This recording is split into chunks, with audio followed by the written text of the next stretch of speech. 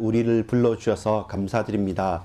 예수님이 그리스도이시라는 사실을 먼저 이사야 선지자를 통해서 예언하셨던 것처럼 오늘 우리의 말씀이 내 현장에도 성취되어지고 누려지고 고백되어지길 원합니다.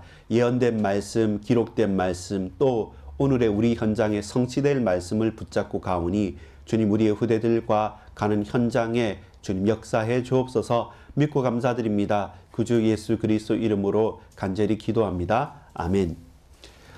여러분 반갑습니다.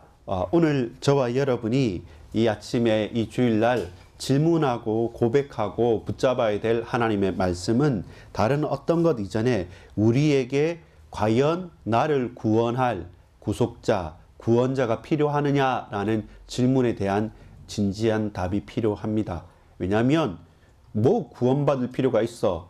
뭐 세상의 종교는 다 똑같은데 어느 종교나 하면 되지라고 하거나 아니면 불신자, 불가지론자처럼 뭐 사람이 태어났다가 죽는 거지 무슨 신이냐 종교냐 필요 없다라고 하는 수많은 사람들의 여러 가지 많은 말들 가운데 저와 여러분은 왜 예수님이 나에게 필요하고 왜 우리가 하나님의 자녀로서 이 땅에 살아가야 되는지에 대한 질문이 필요합니다. 자, 21문입니다. 제가 질문할 때 여러분 답해 주시면 좋겠습니다. 여기 주보에 있는 답으로 한번 답해 보겠습니다. 우리가 하나님께 다시 인도되려면 어떠한 구속자가 필요합니까? 답해 주십시오. 사람과 하나님이 화목하기 위해서 완전한 하나님이자 완전한 인간인 구속자가 필요했다. 이것이 답입니다. 참 인간이자 참 하나님이신 구속자가 우리에게 필요합니다. 그 참 하나님이고 참 인간이신 구속자는 우리에게 유일무이 딱 한 분밖에 없으시고 두 분, 세 분이 안 계신 분이십니다. 그리고 그 메시아, 그 그리스도께서 아직 오시지 않았다고 생각하는 것이 유대교입니다. 앞으로 내가 그 구속자라고 하는 사람들이 이단과 사이비와 교주들입니다. 나는 안 죽는다. 내가 신이다. 내가 하나님의 아들이다. 라고 많은 사람들이 외치고 많은 사람들이 속여왔지만 그러나 따라합시다. 성경대로 죽으시고 성경대로 다시 사흘 만에 살아나셨다.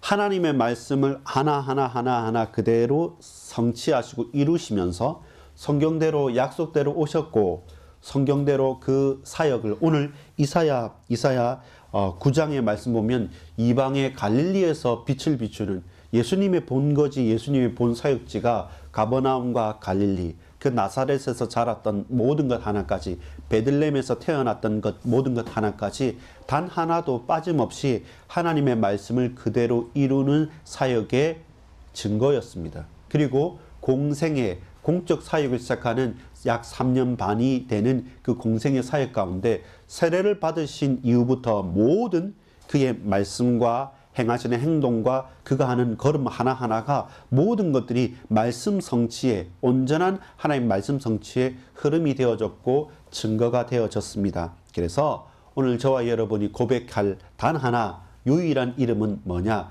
사도행전 4장 12절에 베드로가 고백했던 것처럼 많은 사람들이 말하지 말라 할 때도 우리가 고백해야 될 유일한 이름 따라합시다. 예수. 그리스도의 이름.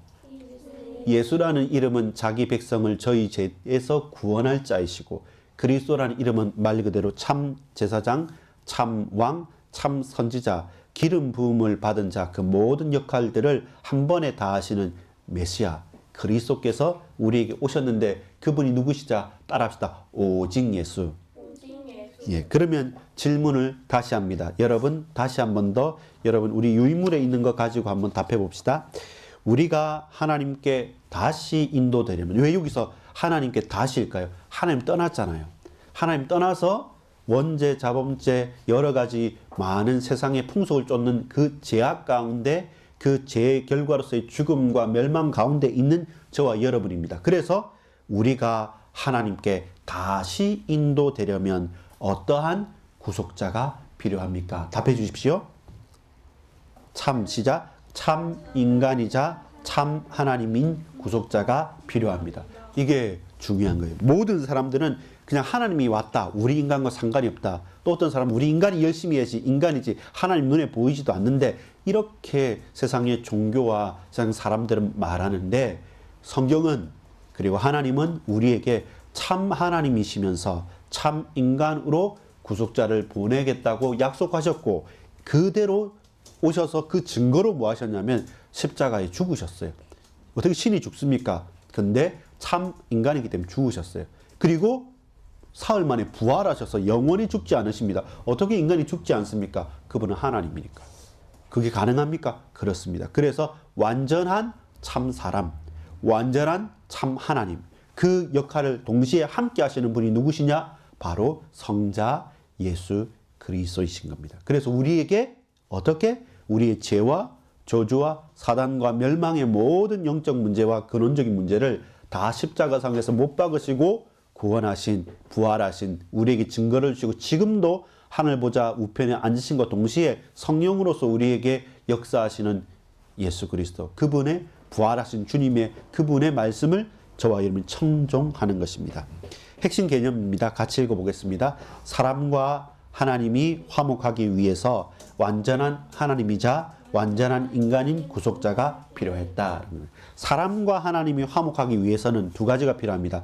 하나님의 무궁한 사랑과 은혜가 필요해요. 또한 그 죄는 하나님과 공존할 수 없고 하나님을 높일 수 없기 때문에 그 죄는 공의는 하나님의 공의와 하나님의 율법과 죄는 반드시 말씀으로 성취되어지고 끝장나야 돼요. 근데 우리 인간은 내 육신으로는 불가능해요. 그래서 우리의 구속자는 하나님이셔야 됩니다. 그리고 우리의 구속자는 나를 대신해 죽으셔야 되기 때문에 대속자가 구속자가 되십니다. 그래서 하나님과 사람이, 사람과 하나님이 만나는 유일한 길은 화목 제물이 되신 어린 양이 되신 예수 그리스도가 아니면 안 되는 것입니다. 그래서 예수님께서는 화목 제물 대속자로 구속자로 우리에게 오셨고 그대로 지지 않으셔도 될 십자가를 친히 지셨고 매 맞으셨고 죽으셨던 것, 그 모든 것들은 우리 각자가 당해야 될 고난인데 그 고난을 당하고 살아남을 육체가 없기 때문에 예수님께서 대신 구속해 주시고 그래서 대신 대속자가 되시는 겁니다. 목적입니다. 시작. 하나님께서 완전한 인간이자 완전한 하나님이신 한 구속자를 보내기로 계획하셨다는 사실들을 우리가 이해하는 것이 필요합니다. 완전한 인간이자 완전한 하나님이신 한 분 구속자를 보내기로 계획하신 것이 뭡니까? 이게 언약이고 하나님의 계획이고 하나님의 약속입니다. 그것이 뭡니까? 구원의 역사였어요. 하나님의 대단한 구원의 역사였어요. 바로 이 예수님을 보내시기 위해서 이스라엘 백성을 택하셨고 수많은 전쟁과 포로와 멸망과 고통과 사건들 속에서 끊이지 않고 따라합시다. 아브라함과 다윗의 자손 예수 그리스도의 세계라. 유대인으로 택하셨어요. 그런데 그게 요한복음은 뭐라 합니까? 아담에서부터는 하나님께서 만든 첫 번째 아담이 타락했는데 두 번째이면서 마지막 아담이신으로 오신 죄 없으신 분이 오셔서 구속해 주셔야만 되는데 그분이 바로 예수시다 이렇게 말씀하는 거죠.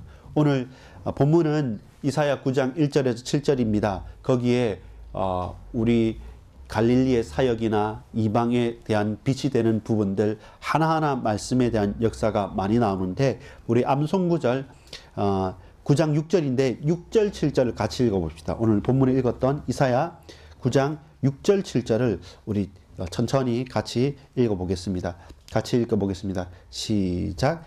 이는 한 아기가 우리에게 낳고 한 아들을 우리에게 주신 바 되었는데 그의 어깨에는 정사를 메었고 그의 이름은 기묘자라 모사라 전능하신 하나님이라 영존하시는 아버지라 평강의 왕이라 할 것입니다.